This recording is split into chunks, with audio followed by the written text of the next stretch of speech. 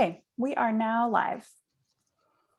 Okay, this is the April 8th, 2021 meeting of the Housing and Homelessness Commission, and we have a quorum tonight. The first item on the agenda is is there a motion to approve suspending the rules to allow members to participate electronically or by phone? I so move. Do we have a second? Second. And all in favor, say aye. Aye. We have to take a Aye. roll call. Oh, Sure, Commissioner Bobo, aye. Commissioner Cushing, Aye. Commissioner Donahue, Aye. Commissioner Feingold, Aye. and Commissioner Revelle. Aye. Okay, the motion carried.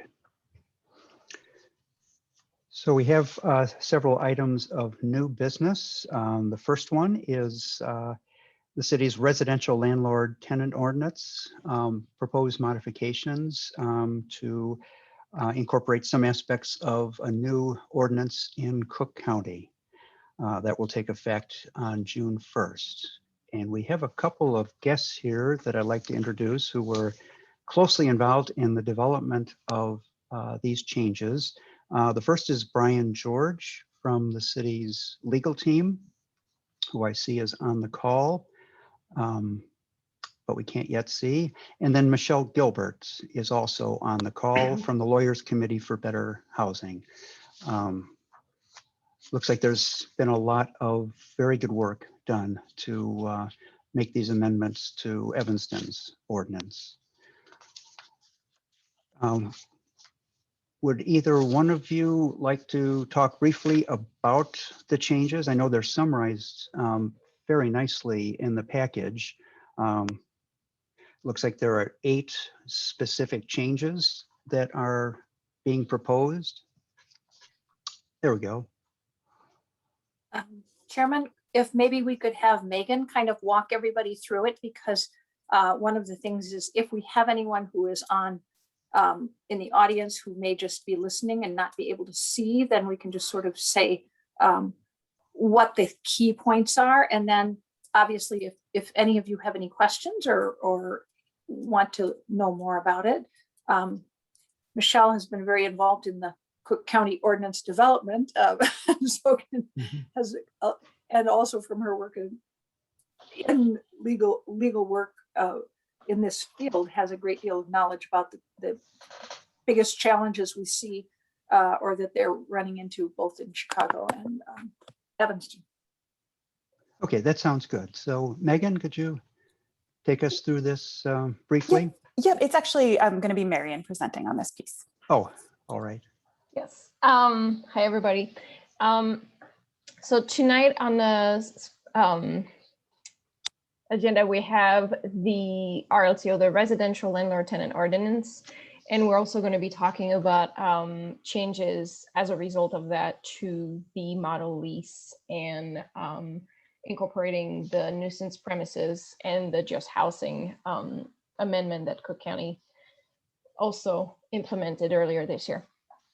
So as far as the changes regarding the residential landlord and tenant ordinance, which I'll refer to as RLTO during this call, this on the screen that you have right now are the summary of the changes that we've been working on with input from Brian George in legal and Michelle from LCBH.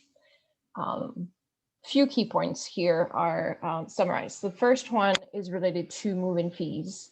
Currently, our RLTO does not have any limitation on move-in fees. And the Cook County one is proposing, the proposed provision that we're suggesting here is to redefine move-in fee and make sure that there's some limitation so they're related to reasonable expense. Now, some of the proposed provision that we're suggesting here most of them are meant to be able to align with the Cook County changes that were passed in January of this year and are going to be in place in June. We've also looked at Chicago RLTO as well as Mount Prospect as a way to make comparison, because Evanston, Chicago, and Mount Prospect are the three cities that have their own ordinances. Everybody else is under the Cook County one. So that's the reason why we're suggesting to make changes to the RLTO as context. So limitation on moving fees is one of them. Correlated to that, we're also looking at security deposit that have been used, which is the third line here. They've been used kind of in place of moving fees in some cases.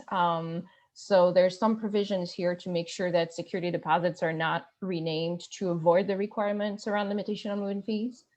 And then as a counterpart to that, we're also suggesting doing away with the interest on security deposit, which has been a burden on landlords because it's quite expensive. The interest rates is really, really minimal. And that's one of the cumbersome part that has pushed landlord to replace security deposit with move-in fees. So they wouldn't have to deal with all that interest and incurring that. So that's kind of a way to balance the change and make sure that both landlord and tenants are protected there. There's on the second line here, limitation on late fees. Right now, there's no limitation on late fees in the Evanston ordinance. We're looking at matching the Cook County RLTO here to make sure that they are limited to $10 on $1,000 monthly rent, and then 5% on amount over that. And that's, again, allowing for consistency and making sure everything is aligned when it can be and when it's reasonable with Cook County. Third item would be making sure there are some disclosure around utility costs, which can be consequent costs for tenants and could be helpful, as well as foreclosure. It can make a big difference for tenants. So that's one of the items that is currently not included in our RLTO that we're looking to add to match Cook County's. Just a real quick note on that, if I can too. One of the things we've talked about is if tenants realize how high their utility costs are, or are given that information before they rent up a unit, it will also support goals of making properties, be more willing to make properties energy efficient, which helps both us address our climate action plan, but it also helps the tenants, because one of the huge things, if you rent a unit and you don't know what the utility fees are, they can kill you. They can be terrible. At least we have regulation, so it's not like Texas, for God's sake, but you know, nonetheless, it can be substantial. Yep. And then Megan, if you can scroll down a little bit. So next section is around notices. We have quite a bit of variation and divide between notices. On some of our notices, we have 30 days, and then a special exemption of 48 hours for units that are, for buildings that are 3 or less unit. So it's either 30 days or 48 hours. 48 hours is often too short for tenants to really effect a cure, and then the 30 days is quite long when there's an issue. So by moving it to 10 days for both cases, that's making us consistent with Chicago and Cook County, but it's also kind of making it a little bit more practical there. There's a 10-day period to cure for non-payment of rent, but we don't have anything related to a right to pay to stay. So we're suggesting adding that, adding a one-time right to pay, so that low-income tenants have ability to potentially access rental assistance and can make payment to be able to stay in place. And that's included in the Chicago and Cook County RLTO. And a quick note, both Chicago and Cook County have a 5-day notice, and we've always had a 10-day notice, and we do not believe we should shorten that. So there are certain things that we think we should keep from our ordinance already, but then there are other things that really we think consistency can be helpful. Right. And then one thing I forgot to mention on this one as well is that this is just a one-time provision. The second to last one is regarding the non-renewal notice. Right now, we currently have 30-day notice, which is quite short for tenants that live in property for a long period, especially. So what we're suggesting is to increase it to 60 days for tenants that have lived in their place for 1 to 3 years, and then 120 days for tenants that have been there more than 3 years, which would provide them more time, especially if their family, senior, have some challenges finding other housing. That gives them enough notice. And then finally, the last provision is specifically around providing an attached summary. That's something that Cook County is going to be doing. And currently we're suggesting, we're not suggesting, we're asking that the ordinance is included with the lease.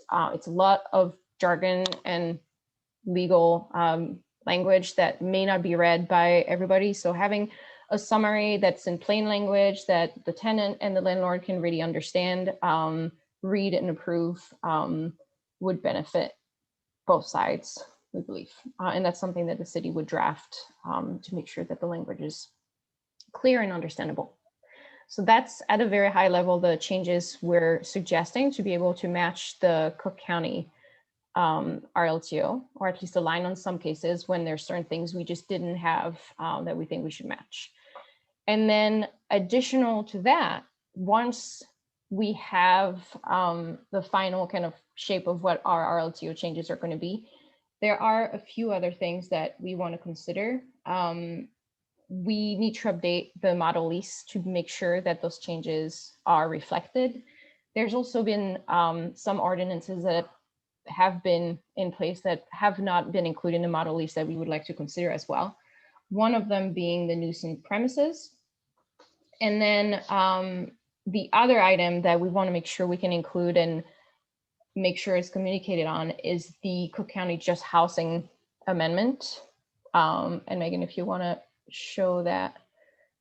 So that's an amendment that was passed last year, I believe. Yes. Well, April 25th, 2019. And it's really focusing on housing discrimination based on criminal history.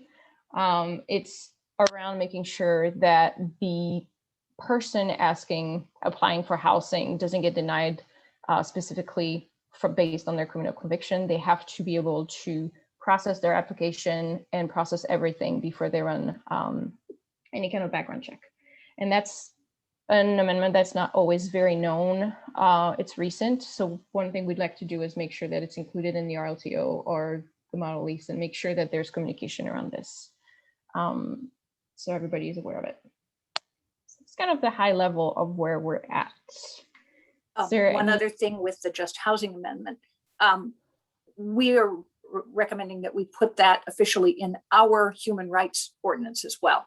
But the problem with just having it in that ordinance is nobody hears about it. And I don't feel, and Michelle, maybe you can give any information that if there's been any real training or anything about this in Chicago or anywhere else, but I'm not aware of it. So I think that I know that some of the larger landlords are aware of it. And I believe that most of the affordable housing providers are aware of it and do follow it.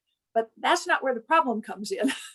And it's really hard for, we have a lot of different landlords and it's really hard for them to find this information and really learn about how to comply with it and the requirements. And Angel Schnur, who is our senior property standards inspector, our managing inspector, is on our call tonight too. And one of the things that we're trying to do is coordinate things like this kind of information and get back to doing our landlord, the rent program, which is to educate landlords on various things that are helpful to them.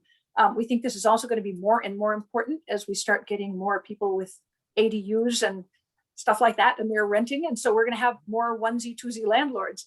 And it's not going to be a good thing if they all have trouble learning the rules and regulations. So that's something that we believe we have to put together more robust educational program. Angel and I were on we're at a fifth ward meeting at Alderman Simmons's request, because there were people who were saying, well, why do I get inspected? So why do my units get inspected so often? And in many cases, it was because they are taking housing choice voucher tenants or tenants with other subsidies. And one of the annoying things is each one of those programs requires a inspection every time. And some of them even require an inspection every year that the tenant is in there. Now, I've tried talking to HUD and saying, you know, if we've just inspected, if our routine inspection has happened within a year and the unit has come up clean and everything's fine, can't we just use that? And so far the answer is no. But one of the things that we really also want to see if we can advocate for with the funders, is there any way we can reduce this constant, you know, inspections when we have landlords that are already complying? So, you know, and we have a very effective process for tenants to be able to contact 311 to file a request for a complaint inspection if something is not being taken care of. And you know, if we could reduce the burden, and even just things like, I got to tell you, when you're told that even when you're giving rent assistance to people using our CDBG CV money, if you give them more than 3 months, you have to do a safety inspection to make sure there's no peeling lead paint. Well, these are units that have people living in them, and you know, the pandemic is still going on, and we don't really want to, we're not going to do in-person inspections. So then the landlord or the tenant has to go in and wave a cell phone around and try to let us look at, you know, things for safety. And you know, I think sometimes some of these compliance things get over the top, and if we could balance them out better at some point, that would be wonderful. I'm not optimistic it'll be in the short term, but you know, it's something we could. Monica's smiling. I think she knows the same problem as a funder. But these are the types of things that we would like to work. You know, it's sort of like another thing that we do to landlords is landlords that have properties that have layered funding. Every single one of the funders has its own compliance process, and that's another way we really burden you know, we put burdens on property owners who are housing people who need affordable housing. Plus, HUD says it's perfectly okay for us to charge them a fee so we can monitor them. And so far, Evanston has said we're not going to do that too, because that really seems unfair. But HUD is saying that so we will do it. And so it's kind of counterproductive in my view. But these are the types of things we're trying to maybe make some progress over time to help this burdensome ease that burden stuff. Yes. That is a challenge. Back on the city's human rights ordinance, is there any thought given to the idea of having that included in the model lease as a way of communicating the existence of this to both landlords and tenants? You're on mute, Sarah. I think we can certainly look at something like that. You know, we could reference that they have to make sure that they, you know, follow all, you know, respect all, or we could say that the model lease that the landlord, by using that, is confirming that they are complying with all requirements of the our human rights ordinance, including the just housing clause or something like that. And that might be a really good way to incorporate that. Thank you, Larry. And I think calling out exactly what the just human rights clause refers to would help to clarify exactly who that's designed to protect. Right. Human rights ordinance by itself could apply quite broadly, but that's focused on a particularly vulnerable group. Okay, let's go back to the proposed changes to the Evanston RLTO. What questions do the commissioners have about that?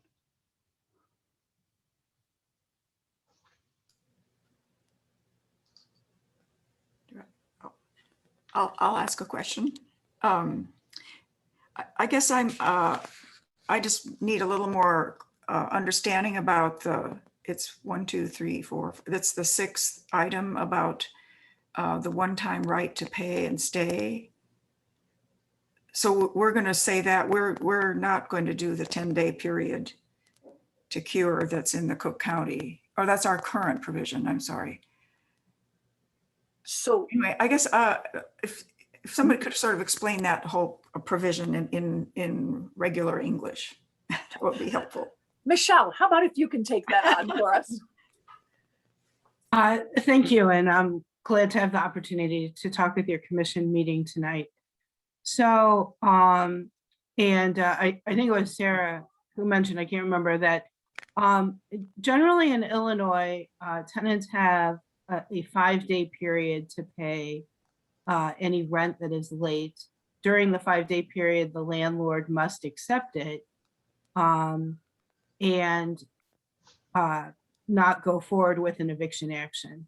And Evanston is unique in Illinois in having the 10-day period. So the proposal isn't to change the 10-day period generally, not to expand the 10 days to 30 days or something like that, but to create a one-time right to be able to, where the tenant has the right to offer payment and the landlord must accept the tender. And that right would go up to the point at which the landlord has, the moment before the landlord has obtained an eviction judgment. And the reason that that's very important, I mean, and we call it pay to stay so much that, I forget that that's jargon, but, the 5-day period, even the 10-day period is a very short amount of time for people to pull together money, especially if somebody needs to make an application for emergency rental assistance. Even when we're operating in our most efficiently, it takes a day to figure out who to call and then a couple of days to get to the right place. And then a couple of days to process the check, even the best of circumstances, that's not something that we can get done in 10 days. And so this allows the tenant to pay, and then the landlord has to dismiss the eviction action. Now, if I got to write all the laws, I would extend that 5 or 10-day period, just for reference. Massachusetts has a 30-day period for everybody. The landlord can't file an eviction for 30 days. But we felt that making it a one-time right and extending it up to the point in which an eviction action goes to judgment kind of balances the interests of the landlord and tenant. And as the flyer indicates, it does. If the landlord has incurred the expense of filing a court case, then the tenant would have to pay those additional fees as well. And so, could the tenant offer to pay less than the tenant actually owes, and then the landlord must accept that? So, or is that? It does not require that the landlord enter into a payment arrangement. It actually requires the tenant to offer or to tender the full amount that's due. And it's written in a way that the landlord, and I'm saying it's written, I'd be suggesting the language in the Cook County Ordinance. It's written in a way that the landlord can't take away the tenant's right by refusing to give a number. The Cook County, and I can pull up the exact language, but the Cook County Ordinance says that if the tenant won't give if the landlord won't give the tenant the exact amount to, then if the tenant tenders the amount that they believe in good faith is the amount due, then the landlord has to accept it. So the landlord can't just undercut the right completely by refusing to participate. But it does not require that the landlord take less or enter into a payment arrangement. Okay. One of the real challenges, especially right now, of trying to make an even more tenant-friendly thing, that aspect to this would be very difficult because landlords are really struggling because they right now have tenants who are unable to pay and they can't evict. And even the tenants that are pursuing rent assistance, it takes forever. I just gotta tell you, it takes forever. And because there's a lot of compliance and all that stuff with that. But so I really think that it's important that we try to maintain a balance, but I also think that these are types of things we need to sort of check up on regularly and see if there are possible changes that can be made or should be made if we're seeing that there are more problems. It's hard to, we're kind of in a bad time to assess what will be normal again. I certainly hope we don't have as many people really at a point where they could be threatened with eviction when the moratoria burn off. But but just as we hadn't looked at some of our numbers and stuff for however many years, it's something we have to kind of look at and update these ordinances maybe once in a while, and maybe that sort of thing. And another example is back in the day when security deposits were earning real interest, it was perfectly reasonable to expect a landlord to send a check to their tenants for the interest on that every year. But I get calls periodically from people who are saying, my landlord's telling me that my total security deposit interest is, some tiny little amount. That can't possibly be true. Is that right? And, I say, well, the interest rate is, 0.05% right now or something like that. And so it really, it isn't helping anybody. And so that's, again, that what Cook County did was just say, get rid of that responsibility of paying those tiny bits of interest. And now if we go into some crazy different financial world where interest goes way up again, then we might want to look at that. But it's just, it's a balancing act. And if we are doing something to benefit the tenants, which we want to do, we also need to be conscious of what helps the landlords too, because it's a rental ecosystem. It's not one or the other. We have to have both being able to, benefit. So. Okay, thank you. Any other questions from any of the commissioners? Larry, I have a question. Yeah, it's Ellen. And it kind of dovetails on what Sarah was just talking about. It's more of a process question. So we're looking to amend this ordinance, and the process of making the proposed amendments were to work with staff. So that would be Sarah, Marion, and what other staff? Brian George, our lawyer. No, besides the legal team though. Well, we've involved Angel Schnur, Property Standards, just because she's very involved with landlords and tenants. Okay.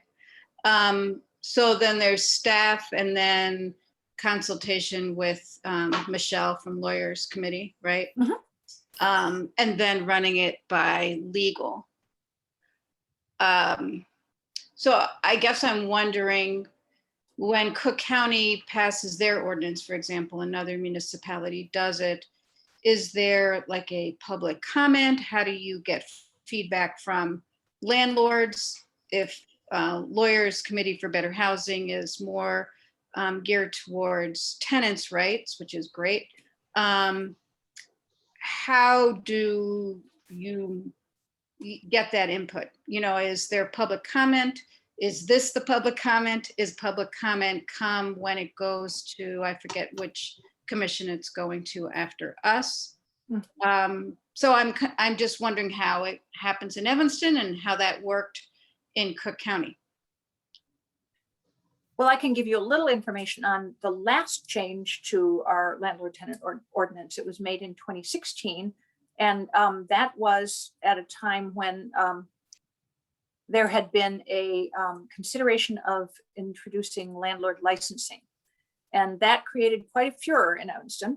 And so a committee at the time of 2 or 3 of our aldermen, I don't remember exactly who all was involved in it, and some landlords worked on that changes to the ordinance that actually incorporated the section in our landlord tenant ordinance that talks about what criminal behavior is not allowed on properties, and that if people or their guests, tenants or their guests or anyone they allow on the property are engaging in that behavior, it could result in their lease termination. Grant Farrar, our corporation counsel at the time, worked very closely with, among others, the Schreiber Center and Open Communities.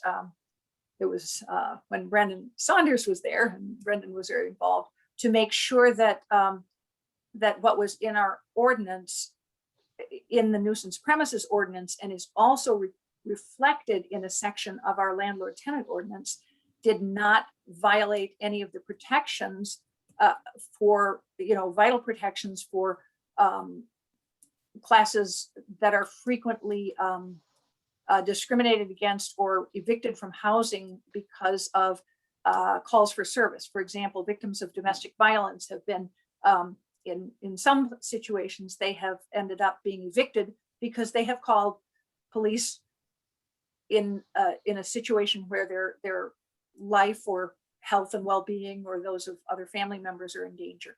So it was a very carefully crafted addition to the ordinance and addition to the nuisance premise ordinance. But part of that, the reason for that, was to try to give landlords something that was saying, look, tenants, you can't behave this way and expect to stay in your housing. And one of the interesting things is we never really did anything more with that. It's just in those 2 ordinances. And one of the things that we are now also considering is something that had started being worked at back in 2019 and got kind of derailed. And that was adding an addendum to the lease and requiring that lease. Right now, the Evanston model lease is just that. A landlord can use our lease, or they can use their own lease, as long as it is substantially similar. They can't, just make up their own lease terms. But the discussion was to have an addendum to the lease that tenants would sign, because the reality is this: one of the things that happens when you attach however many page ordinance, neither the landlords nor the tenants tend to read it, and it's really dense and hard to get through. So the summary, we're recommending we do what Cook County does and develop a summary and attach that. But we also want to look at establishing this safe housing lease addendum, which is really basically saying, the same stuff that is in the nuisance ordinance and in the landlord tenant ordinance, but is attached to leases that the tenants sign, saying they are aware of this and they understand it and they know that they have to abide by it. Because even though it's in our ordinances, again, unless the tenant goes through everything, they don't read it. So that's another thing that we are recommending being considered. And if all of our landlords are required to use that and attach it to whatever lease that they are using, whether it's the city's model lease or their own lease, then we are providing that information consistently to everybody and setting expectations about how you're a good resident of Evanston and what behavior is not allowed. So that's the other thing that's mentioned in that whole list of stuff we're looking at. And so our next steps would be to draft the, draft the ordinance and any of these, and the model lease and the addendum, so that they would all travel at one time together for consideration. I believe it would go to planning and development, and then it would go to city council, and it's an ordinance, so it would be introduced, and then it would have a second hearing. So there's a pretty robust process. In 2016, that was the process. Now we also have, we communicate with our landlords through our email list of emails and other, address information that we have for landlords. So we could certainly reach out through that.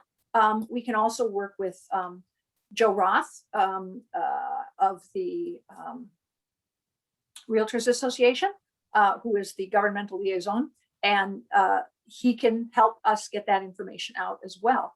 And that, if we do that as this is moving through and going to planning and development, then people can come and comment on it at that time.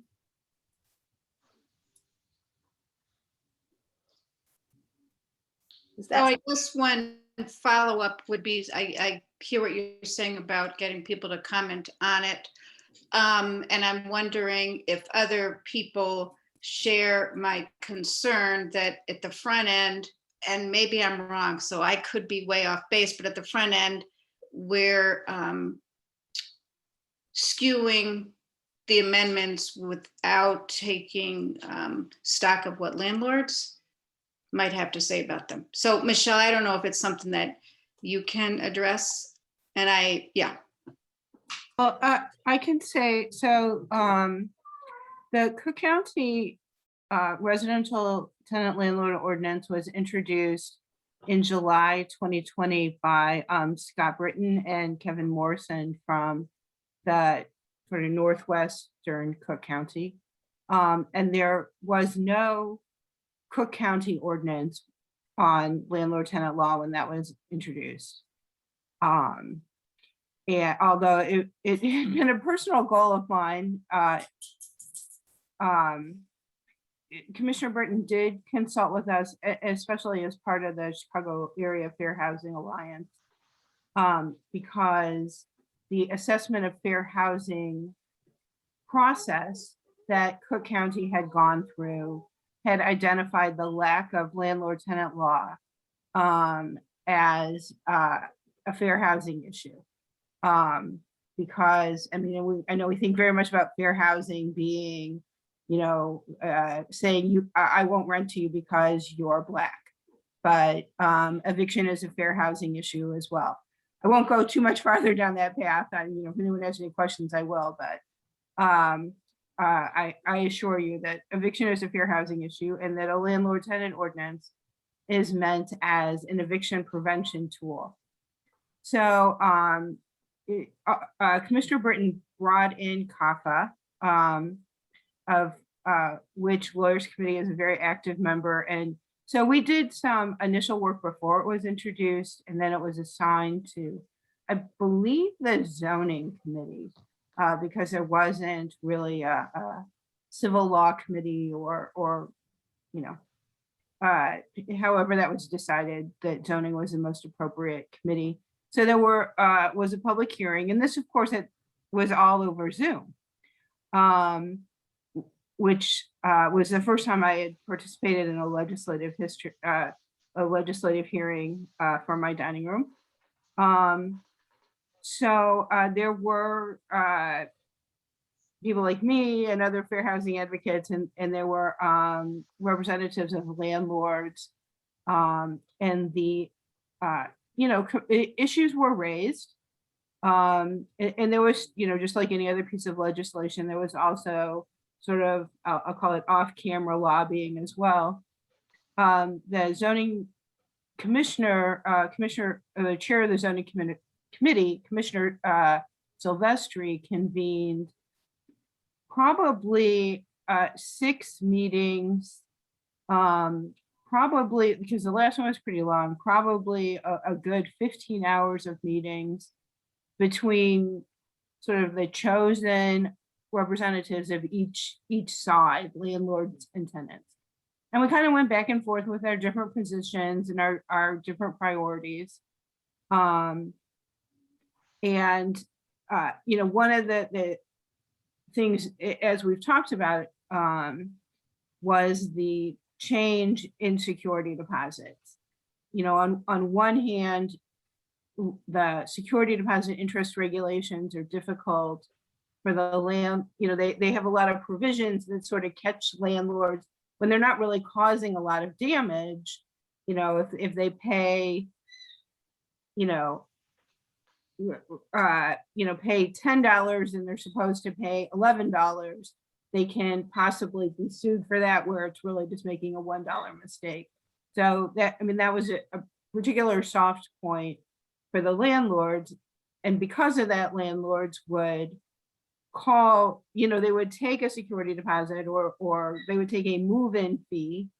And so as a way to circumvent security deposit regulation. And so it was a high priority for our side to change the moving fee. I'm sorry. I hope you, the squeaky noise is my puppy has a toy. No, mommy can't play right now.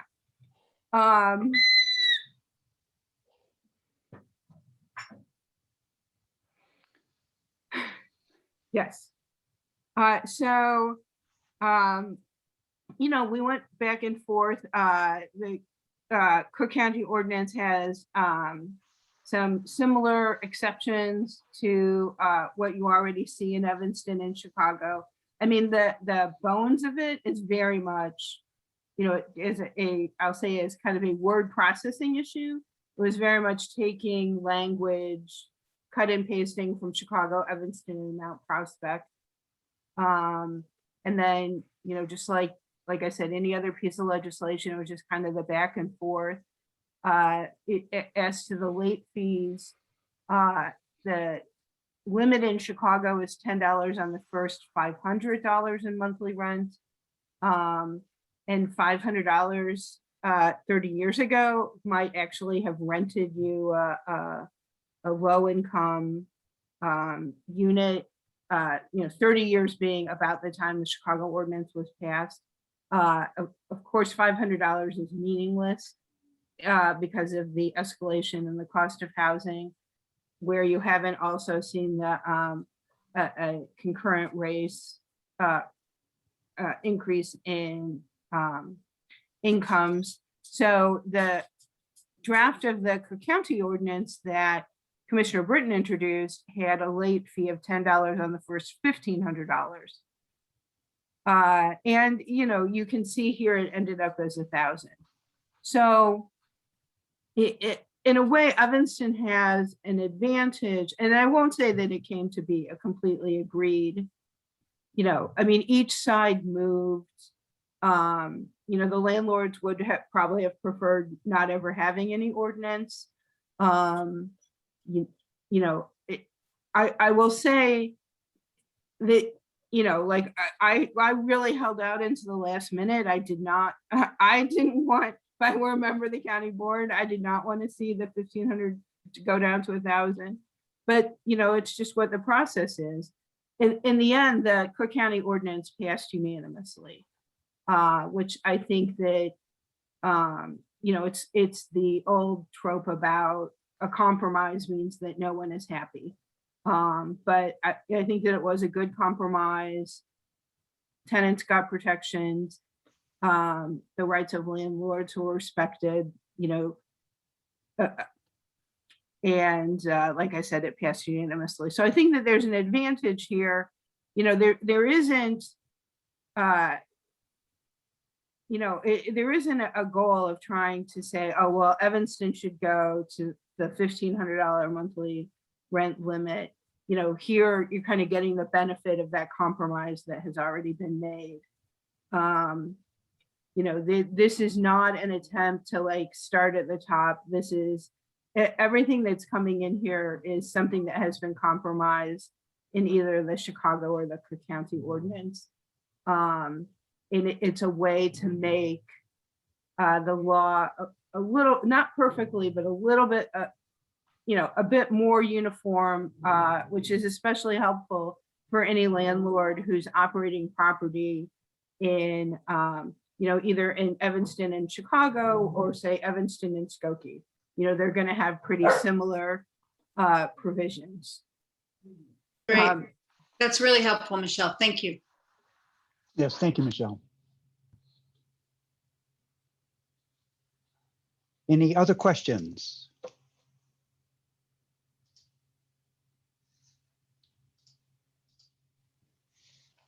Okay, if not, I think you're looking for our approval for this. We're not actually asking you to vote on it necessarily. I mean, what we're really looking for, because we haven't given it to you in a votable form really, but what we really wanted to do is bring this to the Housing and Homelessness Commission, because in the past this type of thing hasn't come to this, to any of our bodies that oversee our housing programs and policies and what we're doing. And we thought it was something that we need to change and start doing. And I don't know, some of you may remember when John Bartlett came to one of our meetings. Oh gosh, I don't remember what year it was, but it was before the pandemic. And he had said at that time, one of the things that Evanston might want to think doing of adding to its landlord tenant regulations is a limit on late fees on unpaid rent, because that was something they were getting a little bit of a sense of. And so this is a major housing issue, because as Michelle said, it is really landlord tenant ordinances are eviction prevention tools. And at the same time, they have to work for the landlords. And so it is an important part of a community's housing policy and program, and that we really hadn't brought to this commission to talk about or think about. So we wanted to start doing that. Okay, all right. Well, thank you. That was helpful. Anything else to cover under this agenda item? I think that's really it on this one. Great. Okay, then we move on to public comment. Yeah, so we have one person online who I believe wants to make a comment. So Douglas, if you're ready, I will let you speak. I will take you off mute right now. Okay, great. I was afraid I Hi, wasn't Doug. going to be able to get in. I had a cached version of the old agenda and it wasn't letting me in. Yeah, my name is Doug Sharp. I live in the 9th Ward on Cleveland Street, west of Dodge and between Main and Oakton. I'm speaking tonight to propose a small research project for the city housing staff. The purpose of the research is to determine how much affordable housing we are losing by developers flipping our stock of affordable housing and converting the stock into housing that is not affordable to most Evanstonians. Hopefully this research will lead to solutions to slow this process or even reverse it. For example, the house immediately next to ours sold for $165,000 in 2017 to a developer who gut rehabbed the house and turned it into a 2.5-story building that sold for $675,000. There's another 1-story house that is within 200 feet of our house that sold for $160,000 last year to a developer. It's currently going through a gut rehab process, which will turn it into, based upon the building plan that I saw for it, is going to be a 2.5-story house that will probably sell for, again, somewhere between $600,000 and $700,000. There are several hundred homes in this section of Evanston that are modest 1-story buildings, many on slab, many under 1,000 square feet, that are being converted one by one into housing that is not affordable to most Evanstonians. I propose that the city staff research this flipping of affordable housing by looking at homes that sold for less than $300,000 over the past 4 years and examine how many of them were bought by developers who flipped them and converted them into housing that is unaffordable. If we don't get a handle on this ongoing loss of affordable housing, the benefits of the IHO or other pro-affordable housing policies may prove to be ineffective in maintaining Evanston as a place for lower or even middle-income families to live. That's my comment. Well, thank you, Doug. I know that on the Housing and Homelessness Commission, we reviewed one public policy tool for trying to control that and limit that erosion of affordable housing was through the demolition fee. And we had a number of discussions in late 2018 and early 2019. And ultimately, after considering a number of different variations of way to measure the new proposed housing versus the existing housing, and taking into account some exceptions, we agreed that we would propose raising the fee for a single family house from 10,000 to 15,000, and for multifamily units to have either the higher of 15,000 or the number of units times 5,000. And that was approved in May of 2019 by City Council. It would be interesting to see if there has been a change since May of 2019 in the number of units that, or just the number of units where a demolition tax was paid. And if there's any way to get at it, the number of situations where there was a situation like what Doug was just describing, where a demolition fee was not paid. I think that would be very interesting for the commission to see if ways were found by a developer to look at the technical wording of the demolition ordinance and find a way around it to avoid that fee. I think we would want to know about that, and we may want to revisit that ordinance to try to tighten it up to prevent, as I think we all want to prevent, further erosion through changes such as what Doug has mentioned. But let me ask city staff what their thoughts are about this. Well, the demolition tax is a really, I sometimes have mixed feelings about the demolition tax because it is not high enough to really deter anybody who has a lot of money from doing pretty much whatever they want. But it is potentially much more burdensome to some body of much more modest means. But if somebody is doing a demolition and rebuilding for their own purpose, and they have lived at that property for 3 years, and then they go 3 after, it excludes owner occupants anyway. So it in essence protects that.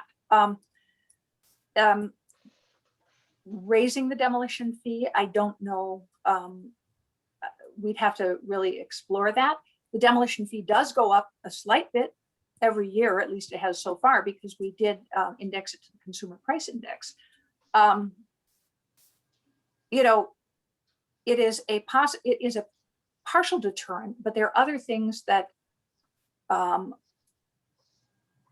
wouldn't necessarily deal with just a single dwelling unit house. In other words, not a single family house, but things that have been used in Chicago and some other areas to try to reduce the loss of affordable units. And one of those is to, Chicago's put moratoriums on deconversions of 2 flats to single unit housing, for example, in some areas. They've been trying that along the 606 and in Pilsen and some other areas that have been really gentrifying. So I think that the balance there is what tools you use And do they really accomplish keeping affordable housing for the current residents? One of the things that is the challenge is you want investment in neighborhoods that have not had investment, but if you get too much investment, you wind up with gentrification. And it is a balancing act, and it's something that we haven't taken a deep look at and a hard look at. And I think that's something that we are especially going to have to look at. One of our concerns is we could see the same kind of foreclosure problem and financial difficulties coming out of this crisis of people being unable to pay their rent. We have found some, I can't give you a statistical portion of total people who can't pay rent, but there are some cases where people who have not been impacted by COVID are not paying rent, and the landlords can't evict them because of the eviction moratorium, although technically they can certainly try that because the eviction moratorium is only on affects people who have lost income due to COVID-19, at least the CDC one. But it's very hard to get that through the courts, and the courts aren't necessarily going to be immediately sympathetic, and the courts are still way behind. So we've got a lot of potential issues with smaller landlords if we can't figure out ways to help them if their tenants aren't cooperating or aren't eligible for rent assistance. They could wind up being delinquent on their property taxes and all sorts of other things. So we've been trying to work with HUD on a program to provide direct assistance to small landlords. And one of the things we've been told so far is, we don't want you using your CDBG CV that way. We want you to, they can only help with rent assistance. And that just isn't true. So we're going to continue to try to address some of those things. So that's not really answering your question directly, but there are a lot of things we have to look at to try to make sure that we don't lose affordable housing. But it's not just home ownership, it's also rental and potentially our small businesses that their business is rentals. So part of my motivation for raising this issue is, yes, I find the avoidance of the demolition tax to be, problematic. And I agree with you, Sarah, that it probably is not enough to really deter developers.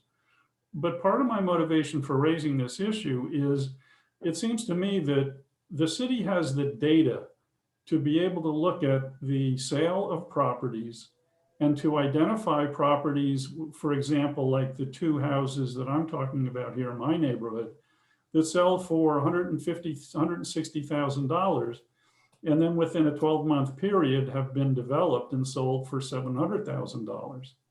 I mean, it seems to me that data is sitting there and the city can pull that out. And at least, we know how many properties, how many new affordable housing units are constructed as a result of the IHO. But I have not seen at least any metrics that tell us how much affordable housing we are losing.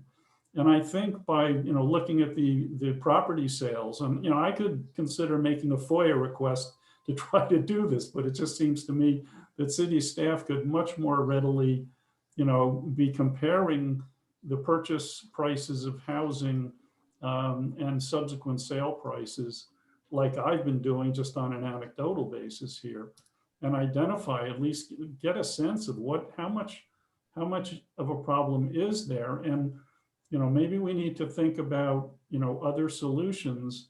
I mean, I start to think about some way that we get to bring in the community partners for affordable housing into the process, and that the city somehow work with SEPA to convert these homes that are, some of them, like the one next door, the fellow who lived there died, he went to a nursing home, died, family sold it to a developer.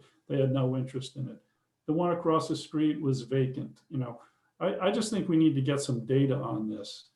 and really, which shouldn't be too hard to do, to assess, what is the degree, what are the numbers on this? Is there a way to look at the permits and identify situations where there is a substantial upgrade to the property?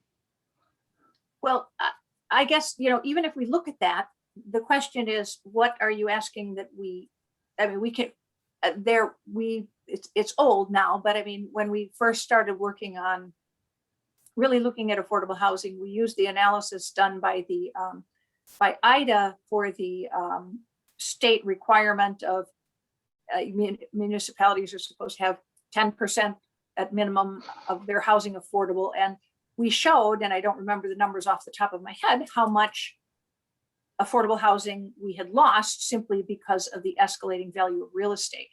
And some of that is going to be because people have built on or added on or torn something down and built a bigger house. But part of it's just overall in inflation in the costs of housing that unfortunately incomes, especially of lower wage workers, is not kept up with.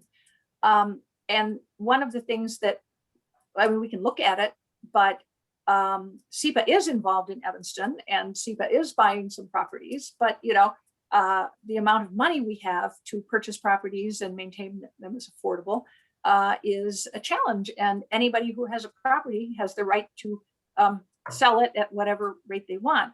But I don't think we could answer this question now. I think it's something we have to look at. And one of my concerns is we're in the public comment period and I'm taking up too much time trying to respond to one thing. Perhaps maybe we should also get to our other public comment. Sure, and I'd be happy to follow up outside of this meeting to have a further Sure. discussion. I'm happy to talk to you about it, Doug. Great, thank you. Great. So let's see, we have two more folks lined up to give public comment. So the next, Tina, if you are ready to make a comment, go ahead. Hello. Oops. Oh, hello. I'm sorry if I. Hi, good evening.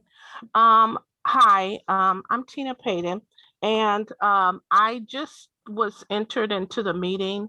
There was a faulty link for this meeting tonight. I tried to get in a long time ago because this is very important. I've been a landlord here, my family, for over 50 years here in Evanston, and we do take a lot of affordable housing programs, and we have several properties.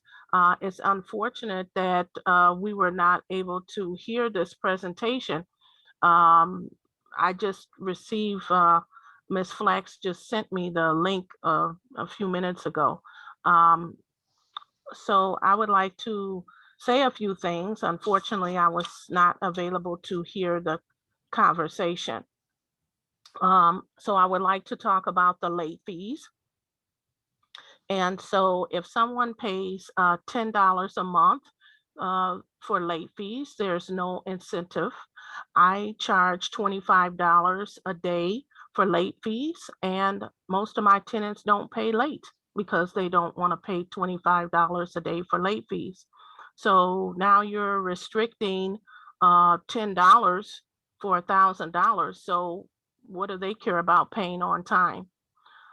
You'll have to remember that most of the tenants that we're accepting for low income, they have bad credit, possibly evictions, bankruptcies. And so you're trying to have better behavior. So allowing them to only pay $10 a month is not appropriate. Also, I would like to talk about the notice of non-payment. I didn't hear what you said. Are you keeping it to the 10-day notice? Chicago had 5-day notice and other municipalities have 3-day notice. So are you keeping it to a 10-day notice? I wasn't available to hear the conversation. Also, the cure one-time right to stay until the court judgment. Unfortunately, I was not here to hear that as well. I think that's inappropriate. If you have someone that owes rent and you give them a 10-day notice, they know, most tenants know before the first of the month that they owe money on the first. And they know usually before the first that they're not going to have the rent money. So at that time, it is up to the tenant to go and seek additional assistance if necessary. We should not be penalized. We're already, I don't even know what's going to happen after this pandemic and the eviction court is open up and there's going to be all kind of new rules. 10 days is long enough. If you go to court, it's going to take months and months possibly to put someone out. So are you letting them rent for free for months and months already? So this doesn't make sense to me, what you're saying here. Then also you're saying for termination, I agree with the 60-day notice for the tenants. I also on my lease say that the tenant should give me 60 days written notice of what they plan on doing. But I feel like 120 days is and it's not appropriate. 120 days, you know, you can do all kind of things in 120 days. Sometimes we have a quick notice because a tenant could be damaging our property. I've had that situation happen to me just recently. I was trying to remove the tenant, not for non-payment, but sometimes because they're doing things inappropriate at your building. Sometimes it's violent acts, sometimes it's destructive to the property. And so you have to remove them from your property quickly and give them short notice. So 30 days was appropriate. So you're saying for low income people or people with children, you know, I tell people that they need to leave my property written notice as appropriate. 60 days I could get with, 120 days not possible. Also, you talked about move-in fees. I don't have a move-in fee. I do security deposits, but I have talked about possibly doing move-in fees. Sometimes what happens with the security deposit is the tenant uses the security deposit as last month's rent. Sometimes the agency uses the deposit, reports it as income, which is no longer a security deposit. Most people do not know or understand what I'm saying when I say this. So what happens with a security deposit by an agency? And most agencies cannot keep track of the number of people they help, especially during now. It's a big giant pandemic and they may help, let's say 1,000 people. So if they're given a security deposit to a landlord, then a lot of times what the agency does is claim the security deposit as income. And so therefore it's not a security deposit anymore because it's not held as income. So Ms. Flax probably knows what I'm saying. Some of the other people may not. So therefore, we don't even have a security deposit after that because it was reported as income. So some of these things, you know, I of course feel for the tenant. We've been doing affordable housing for over 50 years, but there is no landlord help or, you know, it's all one-sided.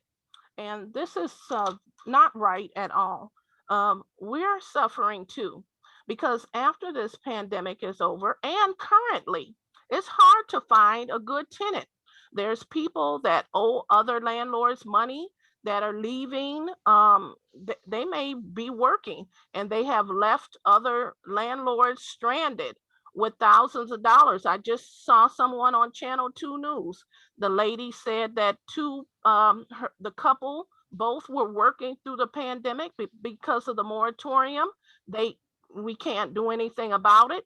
and they leave, and maybe they'll come to me and rent. And then I'm stuck here with people not paying.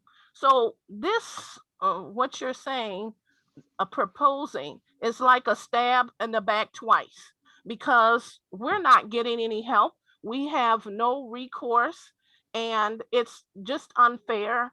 And I'm very sad that I was not able to see the meeting and what you are proposing before that. But what I've read was not adequate. And so I feel like there's a one-way street when landlords are trying to get assistance like myself. And it's not just for non-payment of rent, but it's policy. It's fixing our home. It's code violation, discrimination.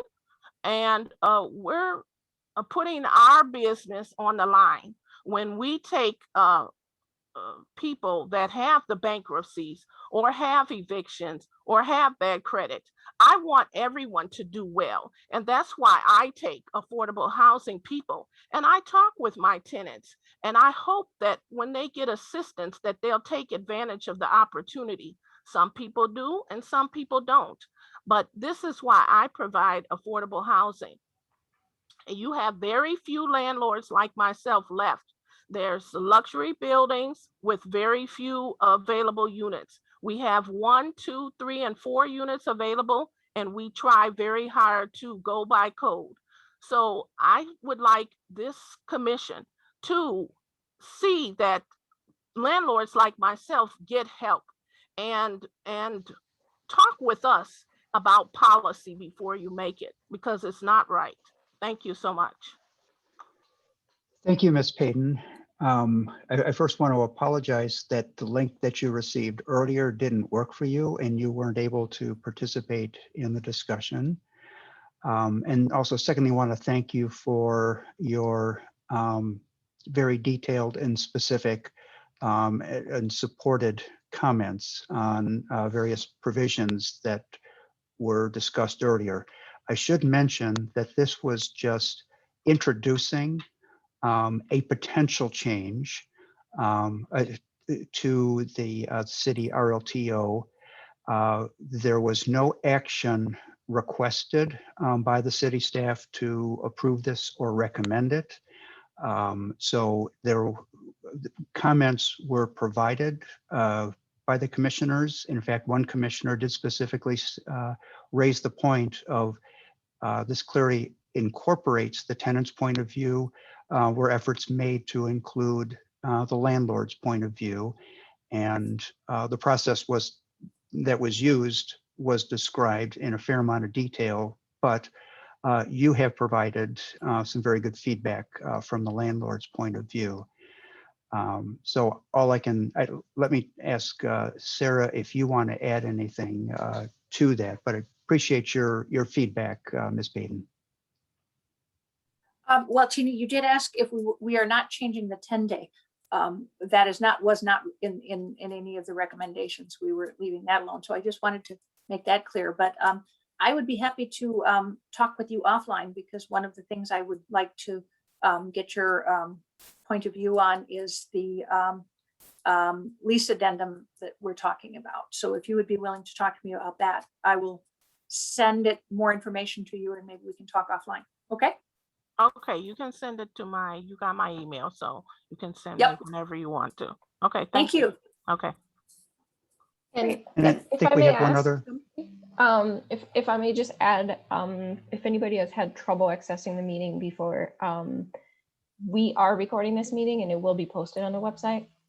So there will be an Good point. opportunity for people that had trouble coming in to see and hear what was discussed. Yeah, thanks, Marion. And we do have one last public comment. So let's see, Carlise, I will let you speak if you are ready to make your comment. Good evening. Can you hear me? Yep, we can Yes. hear you. Yeah. First, I want to agree with many of the comments that Ms. Payton made. But the first thing I want to ask, what kind of landlords do you have in Evanston that require these draconian measures that you're putting on landlords? When I looked at these things that you're about to implement, I said, my God, I don't know what kind of landlords exist that are so egregious that they need these kinds of provisions to be applied to leases. I think the pendulum has swung a little bit too much to the side of tenants, and especially during the coronavirus 19, landlords have found themselves in a very untenable position. I was very concerned as a landlord when I read of your intentions to adopt changes and revisions to the residential tenant landlord ordinance.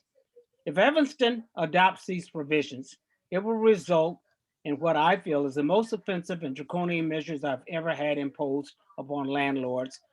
This is a complete protection plan for tenants and a complete abandonment to landlords to assist deadbeat tenants who refuse to pay rent, who call the city on the landlords with frivolous concerns, and expect us or the landlords to maintain the property, to pay the high property taxes, and to have affordable remedies.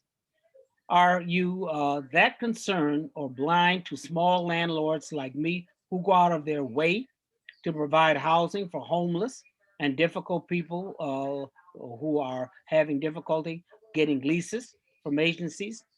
This is no incentive to me to rent to any of these tenants. This leverage over the landlords gives us no options that we have to go to provide that kind of housing for people in the most need. When you have made a solution that has a more commendable and more amendable to landlords, I would consider it. But in the meantime, with all the problems I'm having with tenants not paying, you can't cut off the water, you can't cut off the heat, you can't get in court to evict them.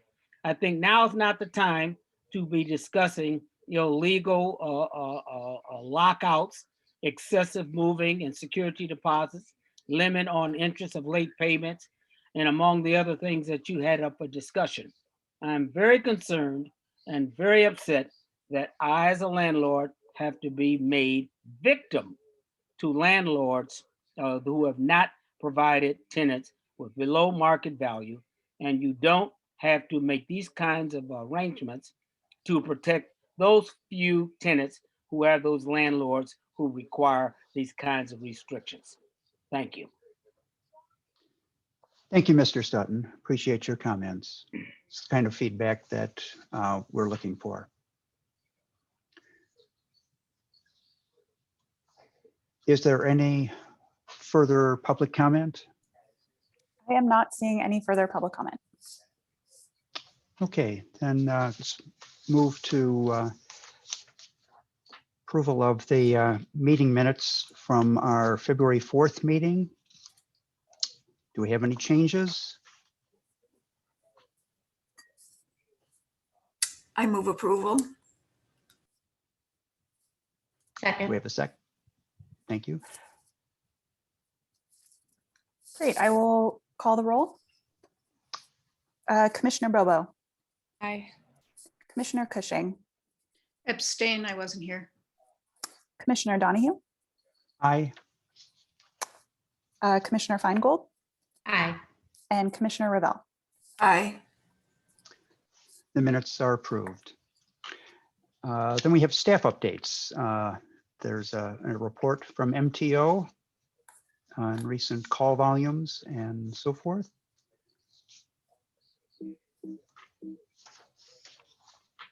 Marion is going to. I didn't see necessarily a need to go into great detail on any of this right now. It is really just our periodic update to show you what's happening in terms of call volumes and what changes, if any, we're seeing in what calls are about. Probably not surprising. The calls about that are eviction related, security deposit related, and things like that have gone up. Other things have gone down. So again, we're back to seeing rises in calls that are specifically related to the challenges of COVID-19. And one of the things that MTO has also been helping people who call to find out about rent assistance to connect them with programs that are appropriate for them as well. So there's more of that kind of work. You know, one of the things that we hear both from our landlords and we know from everything we're reading is that this pandemic is creating a very, very difficult challenge for both landlords and tenants. I'm going to be on a call tomorrow about IDA's plan for their rent assistance program, and Cook County's rent assistance program applications close tomorrow. It had been extended for a week, and the money that is funding these programs is actually money from the Consolidated Appropriations Act that was passed in December 21st, I think it was. So, you know, that's and there has been more rent assistance money that was approved as part of the Rescue Act. And one of the things I just want to make people aware of is those funds are not coming directly to Evanston. They are being distributed through other, other channels. The rent assistance program that we have up and running for using some of our CDBG-CV money is currently underway as well. And Marianne especially, but I am also sometimes involved in calls trying to figure out how do we direct tenants, because one of the real challenges is we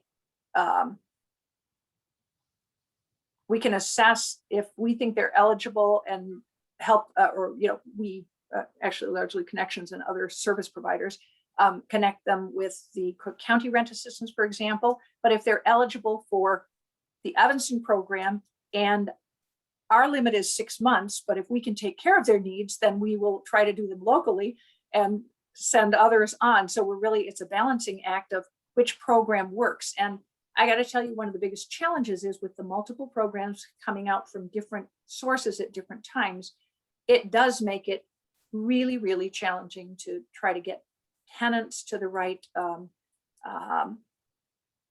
the appropriate programs. Now, my understanding is, and I'm not sure, Monica, you might know something more about this, but IDA was going to look at launching its landlord focused program first at one point. And I'm not sure if that's what's going to happen, but if that is what's going to happen, we will do what we did when IDA had its program last summer, which was a tenant-based one, to really try to get information out in our community and continue to get people the opportunity to apply, because we don't have those funds at that level ourselves to be able to help people with.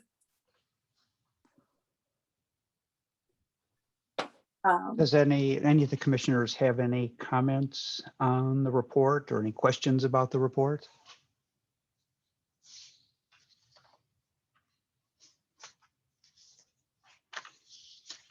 Okay, well, thank you for providing that. It's good to see what is happening. It's good to see feedback from the MTO on just what's happening. I had one other thing I wanted to just bring up briefly, that we've had a series of various of us on the Housing and Grants team have been contacting all of the boards, committees, members of the boards, committees, and commissions, 3 of them anyway, the Housing and Community Development Act Committee, this commission, and also the Mental Health Board to talk about a proposal that we plan to take forward to council. We were originally thinking it would go to rules or could go to rules this coming Monday, but it won't be. There are too many other things on that agenda already, so it'll probably be at a later date. But that was a proposal to realign these 3 bodies into 2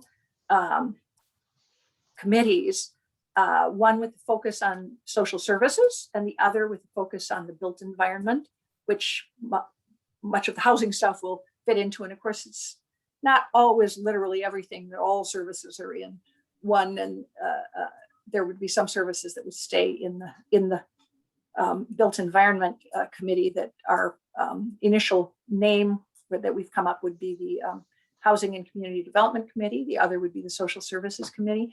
But the rationale, and we've talked to all of, I think everyone, I hope we haven't missed anyone. There's a possibility we have, and if so, I apologize. We were trying to get you with everyone before the meeting.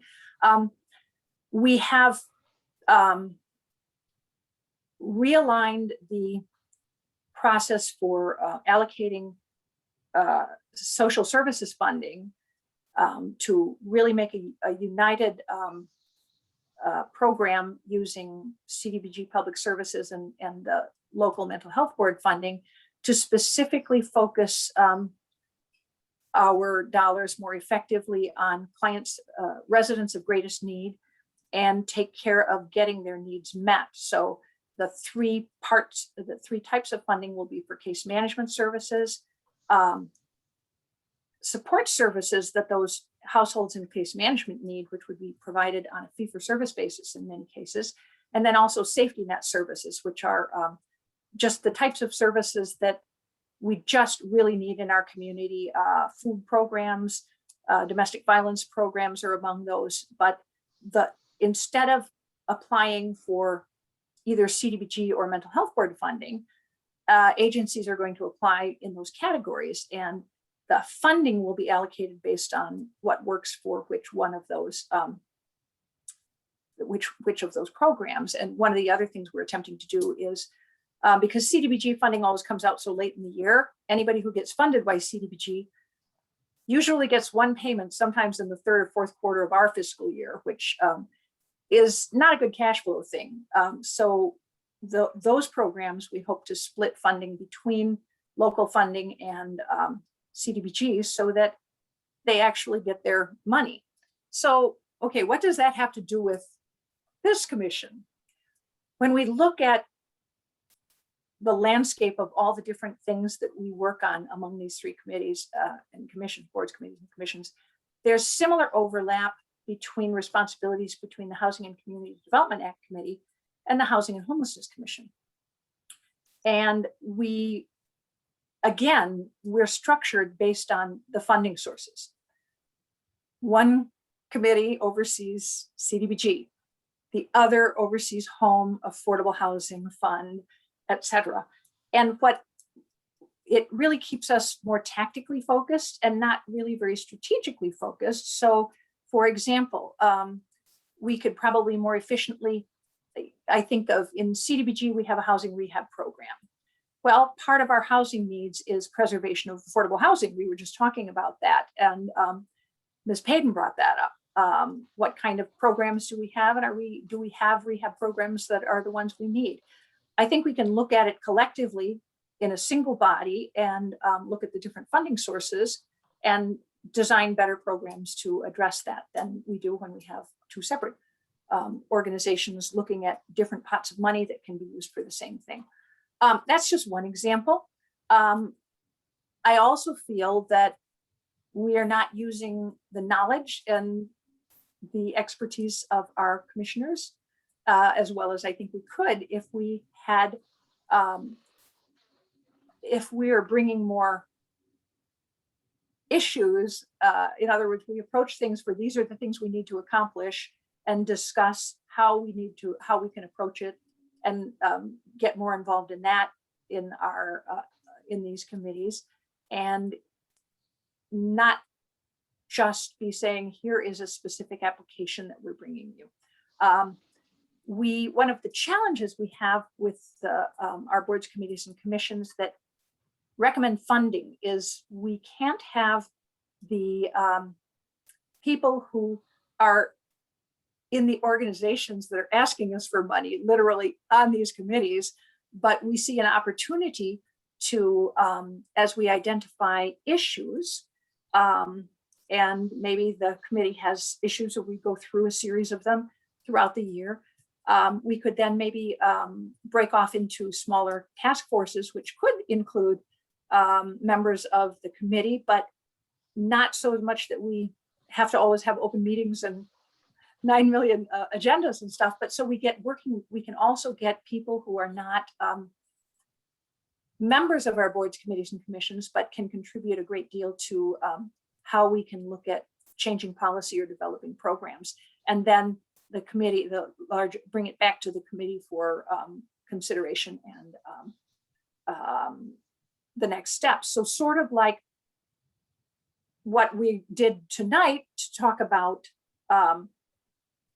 what changes we might want to make to our landlord tenant ordinances, where we've involved Lawyers Committee for Better Housing and other groups, but instead also maybe have a board member or a committee member, whatever, involved in that work as well. So we could, I think, provide more meaningful roles for all of you, not just kind of like, okay, you're going to talk to me about something and not let me get involved.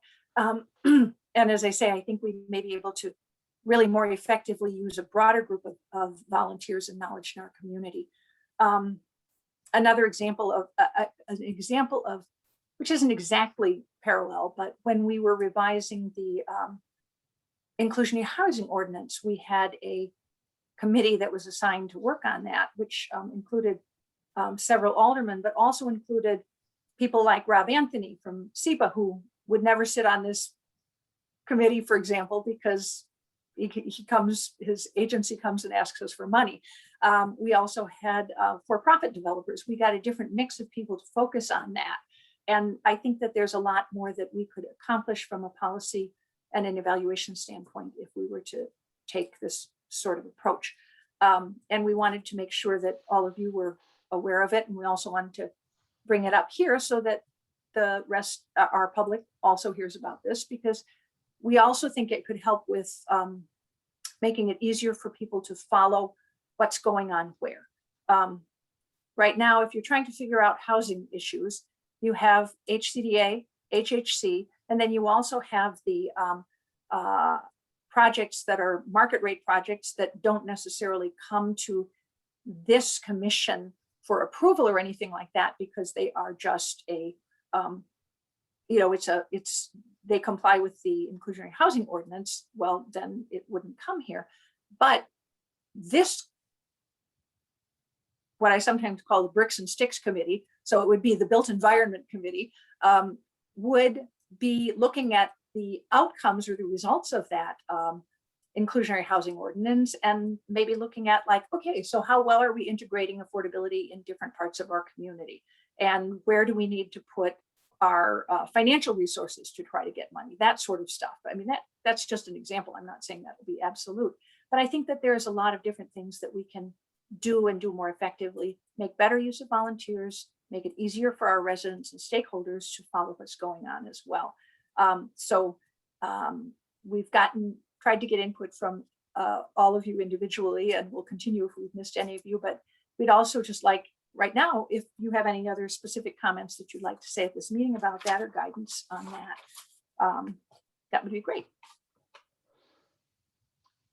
I think it's a terrific idea. It sounds like it will be moving to have the committee be, the new committees be more strategic in how they are thinking about the issues that we're facing.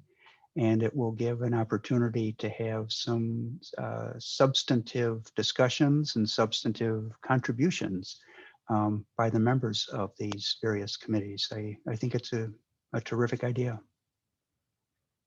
Thank you.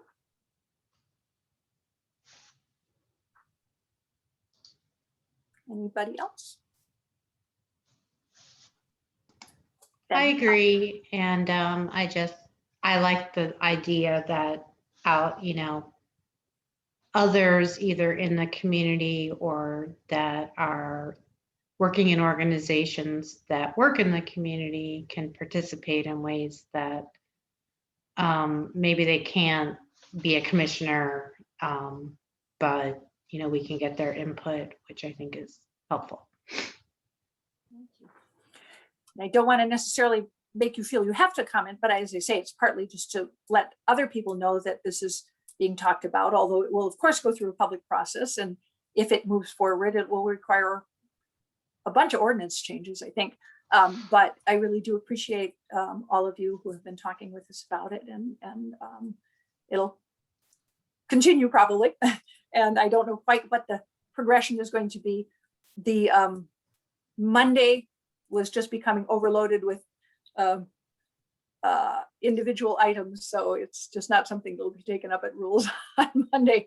Rules was already moved from its normal first Monday of the week, because we didn't want to have, you know, meetings right before the election. That was just not a good time to be having a whole lot of city council meetings and things like that. Everybody was focused on other things. So I really appreciate all of your willingness to discuss and your input, and that's all I have on that right now. Okay, well, thank you, Sarah. Is there anything else anyone would like to raise? Yeah, before we move on, I apologize. I made a quick mistake. I didn't realize that Commissioner Long had joined us, and so I wasn't able to record the vote on the minutes. Can we take that now, or what happens with that? I apologize, Commissioner Long. Okay. Can I just run through the roll call one more time? Sure. Okay, sure. I apologize again, Commissioner Long. So Commissioner Bobo. Aye. Commissioner Cushing. She was abstained. Oh, Commissioner Donahue. Aye. Commissioner Feingold. Aye. Commissioner Long.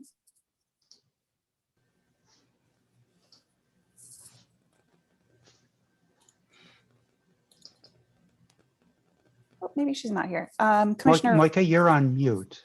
There. No? Unmute? Is she unmute? Micah is on mute. I'm gonna see, can we unmute her? We can only ask to Yeah. unmute, Yeah. which I've done, but it doesn't seem to be working. Okay. Aye. Thank you. Thank you, Micah. Perfect. Commissioner Revelle. Aye. Okay, thank you all. Okay, I believe that's all we have for tonight. So I'll entertain a motion to adjourn. So moved. Second. Okay. This meeting is adjourned. Thank you so much, everybody. Bye, everyone. Thank you. Thank you all. Thank Thank you. you. Have a good night.